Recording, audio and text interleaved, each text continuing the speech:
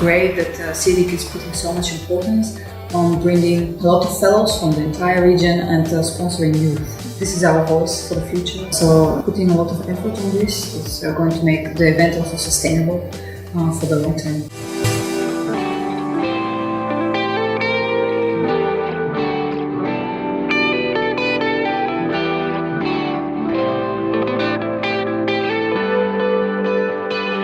And each year I come to SEEDIG, I realize that there is really an identity here among countries in Southern Europe and the Balkans to discuss issues and share the concerns that they have in common.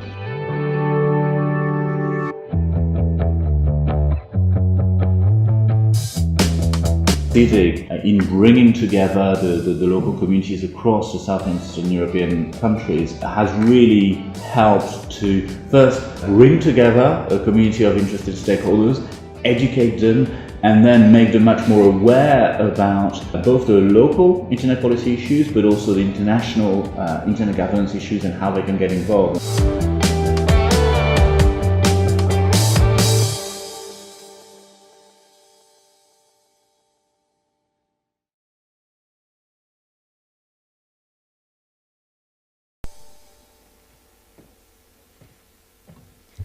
Good morning, ladies and gentlemen. My name is Sorina Teleanu. I am the chair of the Executive Committee of SEEDIG, and I am very happy to welcome you to my country for the 5th anniversary of the Southeastern European Dialogue on Internet Governance. We're really glad to have everyone here. We will have 2 full days of discussions on internet governance and digital policy issues of relevance for our region. And we will start with some welcoming speeches from our key local institutional partners in Romania and Global Internet Governance Forum Secretariat. So I will start by giving the floor to Mr. Cătălin Drulă from the Parliament of Romania, the Committee on Information and Communications Technology. Please, one of our key partners in Romania, institutional partner.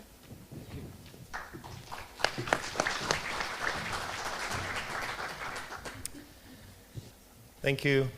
My name is Cătălin Drulă. I'm the chair of the IT&C committee in the Chamber of Deputies, which is the lower house of the Romanian Parliament. First of all, let me say good morning to everyone, and I would like to extend a very warm welcome to all of you on behalf of the Romanian Parliament and the Information Technology and Communications Committee to the 2019 edition of SEEDIG. Over the last 4 years, over the last few years actually, our parliamentary committee has constantly been represented at SEEDIG. That's because we believe that dialogue and the multi-stakeholder model for public policies in IT&C are essential. New technologies are developing at a faster than ever pace, and these technologies are changing the way we work and the way we live. Whether it's the Internet of Things, such as, controlling your vacuum or monitoring your baby directly from your phone over the internet, it's one that I use. Whether it's automation of repetitive workflows or algorithms making autonomous decisions, all of these changes bring about an ethical dimension to technology. Security and regulatory challenges for which we need to be prepared. Recently, the high-level expert group appointed by the European Commission has presented the essential principles or criteria for trustworthy and human-centric AI, such as non-discrimination, accountability, transparency, privacy, and safety. All of these are core EU values. This is only the first step and a good time for us as decision makers to encourage and engage in dialogue with academia, with the private sector, and with the NGOs. As president, that's how we call it in Romania, the chair of the IT&C committee in the Romanian Parliament, I am happy this dialogue starts today in Romania, and I want to let you know that the committee is your partner in bringing these discussions further and in implementing the core values of trustworthy AI in the relevant legislation. SEEDIG is about dialogue and about consultations. At the ITNC committee, I have made it a priority to support these values.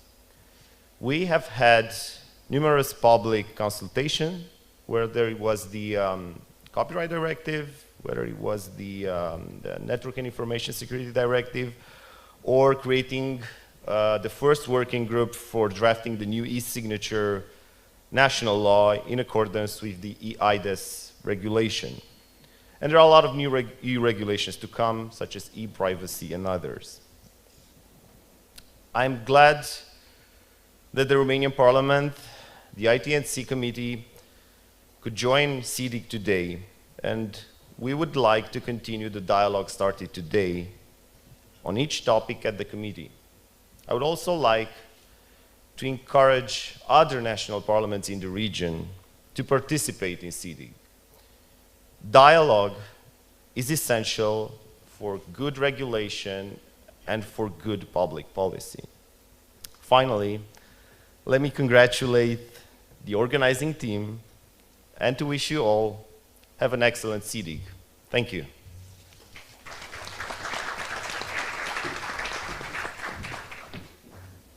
Mulțumim. Thank you, Mr. Drulă. Thank you to the committee for being a participant in many, many SEEDIG meetings and now a local partner. We are honored by that. Next, Ms. Manuela Catrina, State Secretary at the Ministry of Communication and Information Society.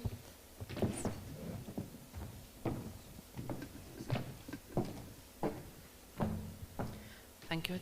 Good morning, everyone. And even if the weather is not the best for the spring in Bucharest, I hope you're enjoying your stay, and the result of this event would be something added value to our region and to our field.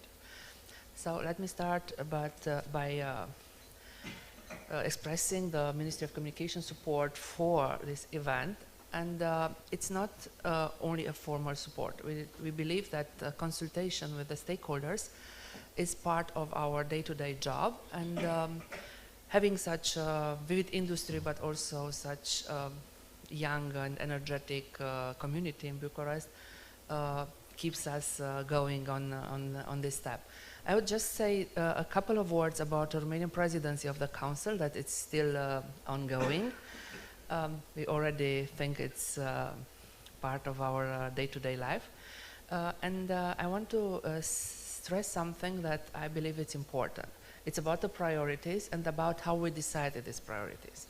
And the process of the deciding of the priorities of the Council was, the Romanian priorities, was actually a debate with the stakeholders in the country.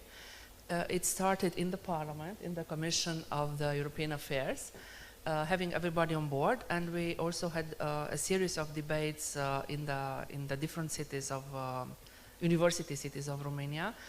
It was organized in partnership with one other very vivid organization. It's Digital Citizen, and I see Veronica here. And after a long debate, we established 4 priorities, actually 3. People say 3.5. I will just told you that it's 4 for me. And the priorities that we commonly found are innovation, including over it all the new technologies from AI, blockchain, quantum computer, supercomputer, and so on and so forth. And you already heard Mr. Drulă speaking about some of the Commission's initiatives in this field that were supported by the presidency. And also, I would also say that one of our success was negotiating the Digital Euro program that includes financing for all these priorities. But also, the second priority that we believe is also very important is cybersecurity. And I believe also we have a discussion here today about this. The third priority is skills, not referring only to skills for everybody, but also like bridging the digital gap, but also the excellent skills that we need in order to use these new technologies and in order to keep Europe on the front runner in these fields. And last but not least is women in tech. It's maybe more an exotic priority, but we believe that it will be at least a stupid decision to let half of the population outside this digital transformation, because digital transformation needs, beside technology, people. And this is what you do here. This is your part of the digital transformation, and we cannot do digital transformation without engaged people, as all of you are. And it's a miracle to see that an organization that is not even functioning as an organization in a formal way managed to celebrate 5 years of activities in so many countries. And I'm sure that you are on a good track to establish yourself on being an engine of this transformation and an engine of bringing people into the digital world. So I'm looking forward to the results of the debate. I want to congratulate my colleague, Mrs. Teleanu, and you that you are here, and congratulate your engagement for this field, because we need as many people as we can get, young and old, women and men, in order to be part of this transformation and to not let anybody behind. Thank you.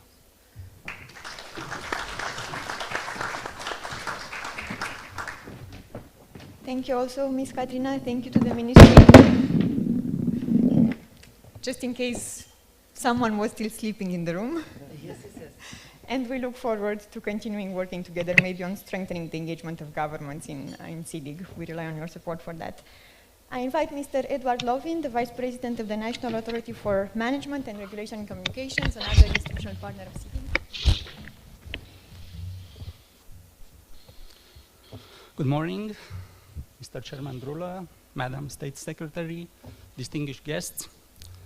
Thank you, Sorina, for inviting me in the opening as one of the keynote speakers in this conference, which approaches a largely discussed topic lately, the internet and the fears related to cybersecurity.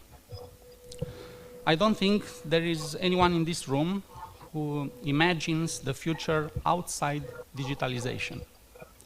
Whether it's the personal path of each of us or the world we live in and how it will look like in the next years, connectivity and digital communications cannot be missed out. From many points of view, the telecom market is one of the most dynamic and well-developed sector from Romania. This specific market has always kept pace with those of the most advanced countries in the world. The mobile communications are widely accessible, and the fixed internet, one of the best qualities in the world. Citizens and businesses in Romania enjoy the benefits driven by competition, investment, and innovation, the ideal combination between low prices, good quality, and, of course, profitability for the providers. The fact that the users enjoy state-of-the-art mobile internet technologies with good coverage and competitive prices is reflected in the booming mobile internet consumption. Let me share with you some data from our statistics for the end of 2018. They are fresh and are due to be published in a couple of days. For mobile internet, virtually every inhabitant of Romania has a mobile internet connection. Penetration exceeded 100% at the end of 2018, a premiere. Again, for the first time, the 4G connections exceeded half of the total connections to mobile internet users in Romania, registering a robust 27% year-on-year growth. Given that the 3G connections stand for more than 35% of the total mobile connections, we see that 86% of the mobile connections in Romania are 3G and 4G.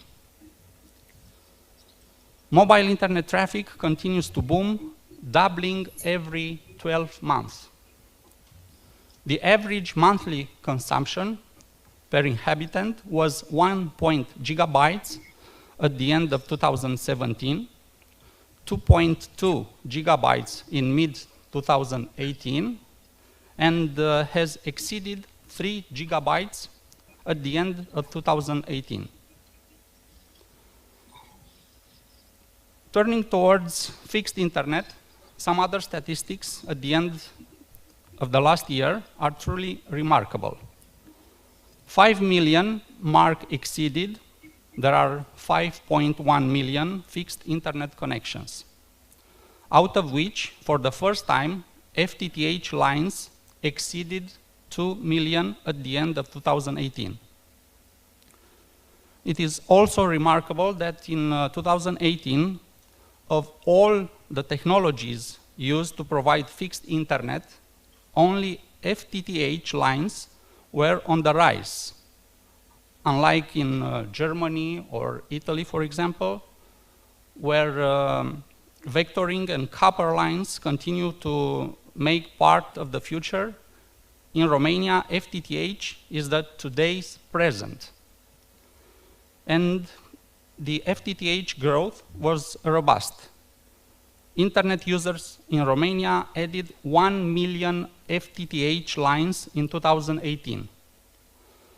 300,000 new FTTH line and 700,000 lines through technological update to FTTH, mainly from FTTB, but also from FTTC and other technologies. The effect is that the very high capacity internet connections, allowing speed of at least 100 megabit per second, reached approximately 70% of all fixed internet connection in Romania, a plus 5% in 2018. In fact, there are 82% in urban and 40% in rural area. Speaking of rural internet, there is good news here also. Since mid-2017, rural areas have been adding 100,000 new fixed internet connections every 6 months. At the end of 2018, there were more than 1 million rural internet connections. Put it differently, on average, nearly 1 in 2 rural households used a fixed internet connections at the end of 2018. In fact, the number of rural internet connections has been growing over 3 times faster than the urban ones over the last 2 years. More rural citizens and businesses benefit from very high-speed internet. 40% of the connections they use allow over 100 megabits per second as compared with 27% 2 years ago. The robust figures I just mentioned are the perfect reflection of the role that electronic communications have come to play in our lives. We can hardly imagine a day without access to the phone, to the internet, to the TV, whether we are at home, at work, or on vacation. We enjoy being part of a dynamic market where performance has always been rewarded and where the competitive supply is meant to be a healthy consumption appetite. I am convinced we are ready for next decade, and that means 5G, IoT, industrial internet, artificial intelligence, advanced data analytics, etc. At ANCOM, we have been preparing intensely to make sure that the Romanian users benefit as quickly as possible from the advantages of the future technologies. We proposed that Romania adopted a national strategy for the implementation of 5G technologies, as other states have done it, and I am happy to say that we succeeded in doing that. The strategy was finalized early this year, is now on the endorsement way, and is to be adopted as a government decision, hopefully very soon. During both the past year and the beginning of this year, we continued to work on the timing and the conditions for the allocation of the radio spectrum necessary to implement the 5G technologies. According to the ANCOM calendar, the auction will take place in the second half of this year, and the winners will be granted the licenses by 15th of December this year. So the license winners will be able to use the allotted spectrum starting with the 1st of January 2020. A future step for the auction will be the consultation of the ANCOM decision that is to set out the selection procedure and the auction terms of reference. Technology brings both benefits and challenges that relate to strictly technical aspects of the development of new networks, as well as personal data protection. The market survey conducted in October-December last year at ANCOM's request is illustrative. Among the general population, the biggest fears about using the Internet of Things are related to the theft or loss of personal data. So, in conclusion, we all, public administration and private sector, users and providers, must be prepared to cope with those challenges, and of course, security measures will have to be permanently updated based on new vulnerabilities. Thank you again, and I wish you all to have an interesting and exciting conference day. Thank you, Sorina.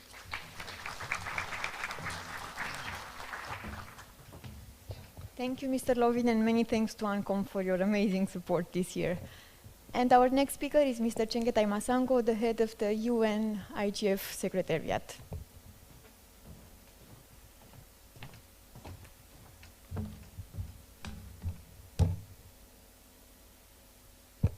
Thank you very much, Sorina. Distinguished delegates, ladies and gentlemen, present online and on site, on behalf of the United Nations Secretariat of the Internet Governance Forum, I would like to congratulate you for successfully organizing the 5th Internet Governance Forum process for the Eastern Europe. It is a true pleasure to be with you here today in the beautiful city of Bucharest. Having different stakeholders gathering around one table, agreeing on a program for a large and diversified region such as this one is not easy. But Sorina and the SEEDIG Executive Committee have been doing an amazing job of it for the past number of years, and I commend you on your good work. You are doing important and essential work for everyone. The digitization process is becoming inseparable from our routine daily activities. Our use of smart devices has become second nature to all of us. For ordering food, for ordering taxis, and paying bills. But beyond our personal sphere, our industry, agriculture, economy, environment, and our culture has been significantly impacted by the digitization process. Artificial intelligence, digital identity, robots, self-driving cars, stateless digital currency are just some of the digital matters that are becoming more and more of our reality. These undoubtedly bring a number of transformative benefits to our society. For example, they are allowing us to more effectively improve our public services, educational and health systems. They allow us to pursue education or to work from a remote location and to communicate with our loved ones. But aside from these benefits, the application of the digital technologies does come with a number of security, normative, and ethical concerns.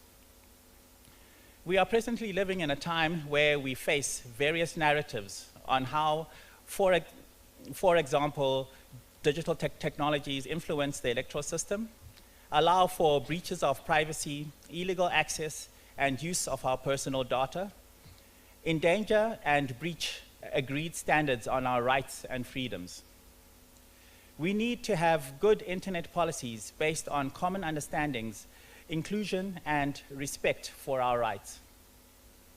This brings us to the next level of complexity, the effective process for coming up with good policies.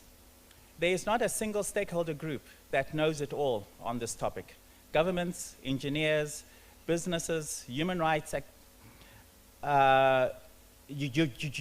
activities, policy experts, end users bring specific knowledge and experience necessary for understanding how the internet works and what is required for advising on our policies. In other words, addressing digital matters requires a multi-stakeholder approach.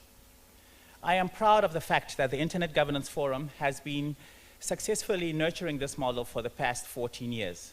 It gives me optimism about the future.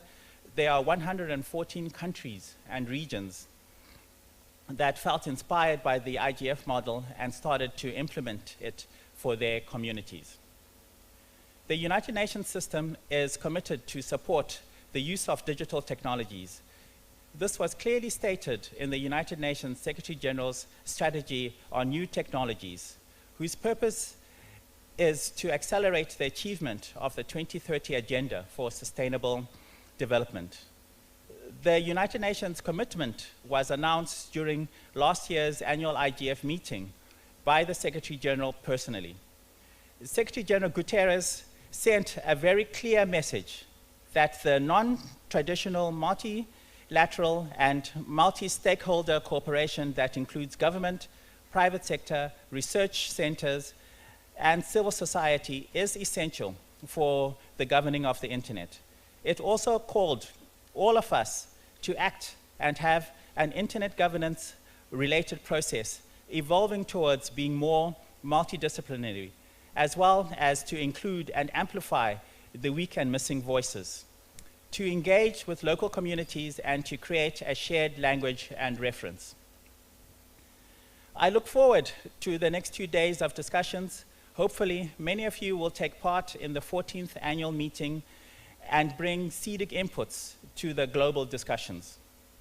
The 2019 IGF meeting will be hosted by the government of Germany in Berlin from 25 to 29 November 2019. Please join us in person or online in Berlin and honor us with your views. This year, with the support of the German government, we are making a push to involve legislators and also the underrepresented people from the Global South. I also invite you to contribute to the Global IGF's intercessional work with messages from the SEEDIG process and join the work of our best practice forums, whose work is underway focused on cybersecurity, local content, gender and access, and big data, and the Internet of Things. Thank you once again for inviting me to be part of the SEEDIG meeting, and I wish you all good discussions. Thank you.